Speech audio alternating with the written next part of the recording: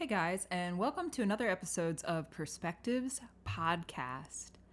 I'm your host, Ashley, and today I'm recording this right after the last episode that I just did. And it was on a channeled reading that I wanted to try. Man, I wish you could see a picture of my altar right now because it's actually super cute how I have everything set up. I'm like super excited about it. But anyway, I digress. I pressed stop and I sat with, there was like this buildup of energy in my solar plexus. And it gets like this.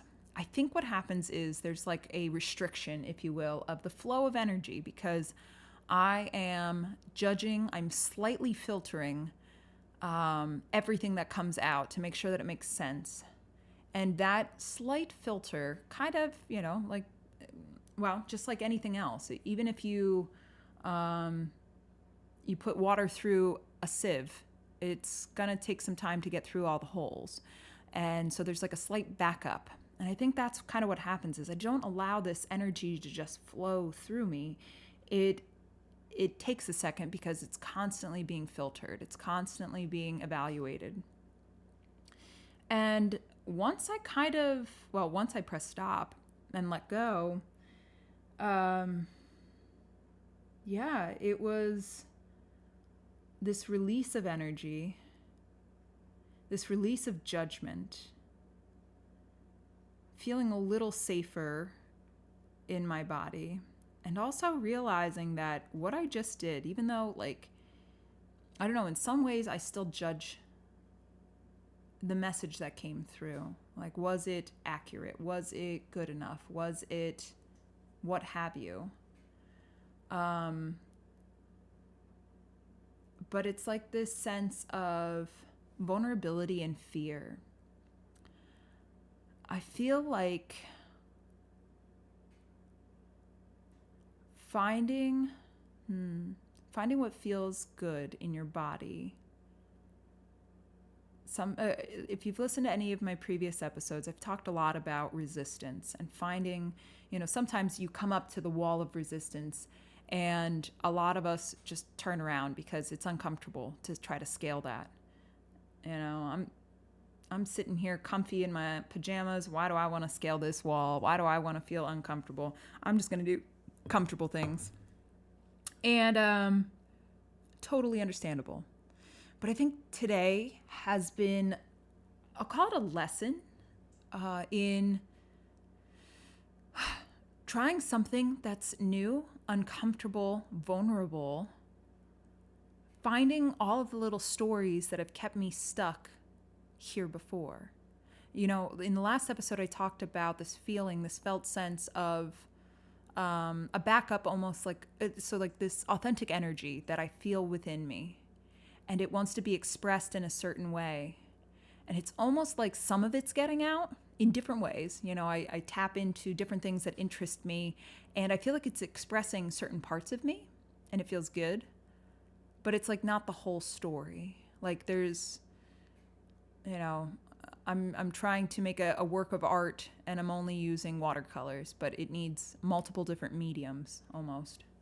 And it's like this sense that whatever that is, whatever that little bit, it's like being able to, you're in a cave or something like that, and rocks have fallen, and now you're looking out and you can see just a little speck of light, and it's kind of like that. It's like a little bit of my authenticity is coming out, but there's still a lot that's restricted. And it's shuffling around some of that debris. But sometimes that requires work. And the work, if you will, is not only trying something new, but sitting there with the things that come up, the stories, the uncomfortability. And I say stories because kind of the things, every time in the last episode, now I feel like I have to post it because this feels like this episode needed to happen only because that last episode happened. And it's like sitting with that uncertainty and the stories that every single time that I flipped a card, it was almost like you don't know what you're talking about. And you don't know, you're not a professional tarot reader, or who are you to try to give a message, or there's already so many people, that are doing it and much better than you. So it's like sitting with all these stories of why, in my case, why you don't tap into your intuition, why you don't listen to it, because it's not backed in science and nobody's going to resonate, or there are people that are more intuitive than you, whatever the story happens to be. But once again, it's just another level of blocks. If we're using that rubble in a cave, it's like sometimes you gotta shift some of those blocks out of the way, and they're gonna be heavy because they've been there a while. Maybe they haven't been in my story, but now they have been. You've been in this cave a while now, and it's time to get the fuck out. So sometimes we gotta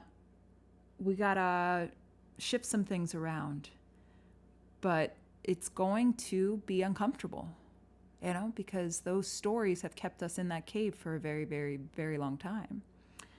And I don't know, I feel like I'm trying to remember. I feel like last night I kind of had that impression too, of like, not just like going out, lances raised on your white horse and attacking all things that make you scared, and like this white knight syndrome. But I don't know why I used white knight syndrome, but maybe if that resonates for people. But it's like, you don't have to go out and throw yourself out of an airplane because it's something that you're afraid of. I've used a couple times in my podcast and in my videos when I went to Mexico and jumped off this cliff, and although it was painful and oh my gosh, so uncomfortable, it released so much stuff, all of the stuff that you've kind of like been resisting, why you don't jump off a cliff in the first place. Totally understand why. But, like once I did, and there was nothing I could do except for fall and scream. Once I landed in the water, it was like, oh my God, it feels so amazing. I can't even relay the feeling that I had. And I've had it a couple of times with different things that you do that you have such resistance to. Like, I've sang in public now a few times, and oh man, it's like you're shaking and you feel like you're gonna cry, you feel like you're gonna vomit, you feel like all of those things that I feel like come out in a concentrated way when you're forcing yourself to do these things. It's like you're wringing the towel as dry as possible, wringing it of all of these insecurities and fears and uncomfortabilities. And that's why in the first place, you don't get up on stage and you don't do these things, because it just feels a little bit uncomfortable when you think about it. The level of uncomfortability that your mind puts out there. And so you just kind of stay away from it. No, that's for other people, but when you do it, or when you're in the moment of doing it, and when you release a lot of those fears, because your mind is like I said, it's like it's trying to still push you back in the cave, and you're forcing forward, and boy, you're going to get scraped up, and you're going to, because between your mind grabbing a hold of you and you trying to force yourself through all those jaggedy rocks. But boy, when you're on the other side, oh, buddy, it feels great. And, there's so many ways in which your mind, because it's not you jump off the cliff and all of a sudden you're free of all your fears. No, you don't realize that the mind has you imprisoned in so many different directions, because you get out of that one and you jump off the cliff and it releases all of these things. And all of a sudden, then you realize you're just in a different cave. You're in a larger cave. You ever see the movie? Maybe this is only for us 90s kids, but I think it was Men in Black 1. But the very last scene where they're in the locker room or something like that, and they're talking to each other, and yeah, I feel bad for those aliens that were in the locker, and we should go do something. Or I can't remember. I think they actually had extracted. There was a scene where they open up a locker and there was these aliens that were in this locker, and they were worshiping, the timepiece. Maybe this was Men in Black 2. Doesn't matter. And so they were just like, dude, we got to let them out of the locker. There's a bigger world out there. And I think it was Tommy Lee went over and kicked open the door, and they look out and they're just, they're living their life in a tiny locker. But it appears to be the entire world. But either way, outside of this cave that we have ourselves in is another one and another one and another one, until maybe one day we get to break loose of all of these caves. Or I don't know, maybe this is what enlightenment is, when you stop living in the caves and just walk away from all of the caves and just go, all right, I'm good. So either way, where are we going with all that? Bring it back, Ash. Reel it back in. But yeah, it's like today doing this. I think if you guys listen back to that episode, there was a part in it, which I'd have to go back and read, but what resonated for me when I was reading the Oracle card was, I feel like it was pulled obviously for me, but I'm reading it for you guys, but it's like this sense of doing almost like your own authentic thing. You don't have to copy anybody else. It's something that resonated with me. Maybe I can find it real quick. To may feel an overwhelming weight and responsibility on your shoulders to make things happen. I'm trying to find it, but I feel like there was something.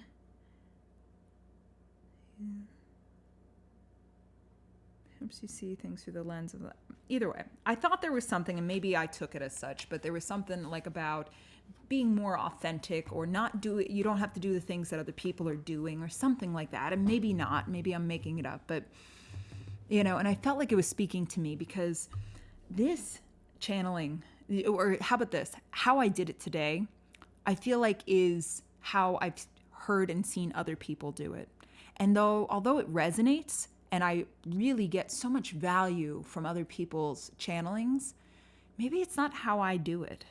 But with all of that being said, this was kind of like an initiation to throwing myself off the cliff, if you will. Because I feel quite a difference in energy right now, being able to talk to you guys more freely and just have come out what wants to come out, versus having the cards there, which I totally appreciate. Thank you guys. But trying to make something come out of it. I don't know if that makes sense, but it's like, I don't know. I think there's that fear of, am I connected? Am I connected to the cards? Is what's coming through me really what wants to come through? Or is it really the message? Or is this my human limitation of trying to make the cards fit, trying to make sense of the message? So either way, I think if you guys are okay with it, I'm going to keep playing with it. I'm not going to say maybe every day, maybe once a week or something. I want to start channeling. I mean, I feel like what I'm doing right now is a form of channeling. These messages that come through me as, what do I feel like I need to say next? This is a form of channeling as well. But I do resonate with the cards, and I don't know how that looks. I don't know how, maybe it's something that, just like anything else, you gotta actually do it in order. And I used to read cards a little bit. I used to go to, when I lived in this one town here in Pennsylvania, I just walked to the local coffee shop, and for like 3 months, maybe like once a week or something, I'd go and read cards. And sometimes I'd read for no people, and sometimes I'd read for like 4 or 5. And by like the 4th or 5th person, one, you're exhausted, but you are like, I am shaking and tapped in, and just like everything that was coming through, it was just crazy sometimes how tapped in you could be. But I think it's just like that. It's, sometimes if you haven't rode your bike in a while, the first couple times might be shaky because it's been 20 years, but you still know how to do it, or there's still some connection in there, still muscle memory. It's just about, tapping into that part of you. So either way, if you guys are okay with it, I don't really know if you guys actually have a choice, but for now, I think I'm going to start doing this a little bit more, just to kind of clear off some of the cobwebs and see what starts to come out. things might shift here a little bit because in the next, what is it, 8 days?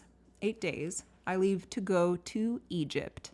I don't know if I officially told you guys, but I was toying around with it. Not toying around. I was getting the signs, and then fear really hit me hard. And I was like, once you start committing to something, once you jump off the cliff, going back to the analogy, once you jump off the cliff, all of those things that have kept you on the cliff, start to come up. They don't have a choice. And so once Egypt started coming into my awareness, I kept trying to stay on the cliff, if you will, and okay, oh, that's great. That would be, you can envision yourself maybe jumping off, but you never, I don't have to. And then I shifted that. I told myself I am going, and saw how that felt in my system.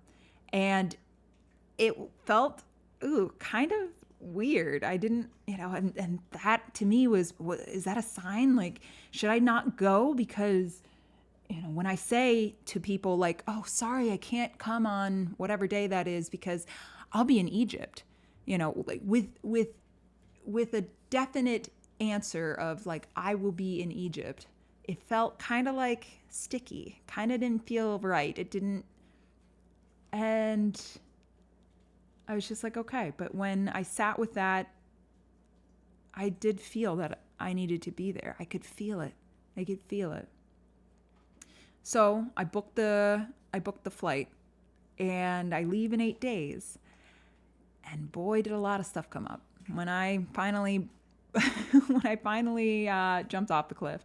And I'm not done falling, because I'm sure come the 25th when I leave, I am going to have more things come up. And heck, I was feeling so good for a couple of days, and then all of a sudden, I feel like there's a lot of repressed anxiety that's coming up. And I'm noticing it in different ways. And I think here in the next couple of days, it's coming back to my center, coming back to a sense of calmness, ease, peace, and allowing this anxiety to pass. Because, I'm not sure, I want to clear the vessel, I keep thinking. I clear the vessel, clear the conduit for when I get to Egypt, because there's a reason why I was getting so many signs. And fear and uncertainty will always keep you stuck. And I mean, it's just, it feels so natural. It feels like the life you just normally live is one of fear. It's like being in the cave, getting yourself out and finding out you're in the next bigger cave. Fear and uncertainty will always keep you inside the cave. And you think it's just normal life after a while. But at some point, it's really getting cognizant that you are stuck in some ways, and finding the ways out, finding how it has you bound, and going after it. It's going to be uncomfortable, but we're all in this together. And either way, guys. Yeah, now I guess I got to post that other one, huh? Darn. I just dug myself a hole. But hopefully this is the first of many, because I don't want this to hold me back, guys. Like, geez,